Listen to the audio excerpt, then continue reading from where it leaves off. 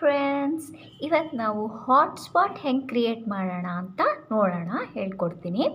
ಎಲ್ರಿಗೂ ಗೊತ್ತೇ ಇರುತ್ತೆ, ಯಾರಿಗೆ ಗೊತ್ತಿಲ್ಲ ಅವರಿಗೆ ಹೆಲ್ಪ್ ಆಗಲಿ ಅಂತ ಇದನ್ನು ಮಾಡ್ತಾಯಿದ್ದೀನಿ. ಸೊ ಇವಾಗ ಫಸ್ಟು ನಾವು 2 ಡಿವೈಸ್ ಇರುತ್ತೆ. ಒಂದು ಡಿವೈಸಿಂದ ನಾವು ಇಂಟರ್ನೆಟ್ ತೊಗೋಬೇಕಾಗಿರುತ್ತೆ ಇನ್ನೊಂದು ಡಿವೈಸ್ಗೆ. ಸೊ 2 ಡಿವೈಸು ಪಕ್ಕ ಇಟ್ಕೋಬೇಕು. ಸೊ ಏನಾಗುತ್ತೆ, ಯಾವುದರಲ್ಲಿ ನಾವು ಇಂಟರ್ನೆಟ್ ತೊಗೋಬೇಕು ಅದರಲ್ಲಿ ಹಾಟ್ಸ್ಪಾಟ್ ಆನ್ ಮಾಡಬೇಕು. ಇನ್ನೊಂದರಲ್ಲಿ ಯಾವ್ದು ರಿಸೀವ್ ಮಾಡ್ಕೋಬೇಕು ಅದರಲ್ಲಿ ವೈಫೈ ಆನ್ ಮಾಡ್ಕೋಬೇಕು. ಆನ್ ಮಾಡಿಕೊಂಡಾಗ ಎಲ್ಲ ಹಾಟ್ಸ್ಪಾಟ್ ಆನ್ ಮಾಡಿರ್ತೀವೋ ಆ ಡಿವೈಸ್ದು ಇನ್ಫಾರ್ಮೇಷನ್ನು ಇನ್ನೊಂದರಲ್ಲಿ ವೈಫೈ ಆನ್ ಮಾಡಿರ್ತೀವಲ್ಲ ಅಲ್ಲಿ ಬರ್ತಾ ಇರುತ್ತೆ.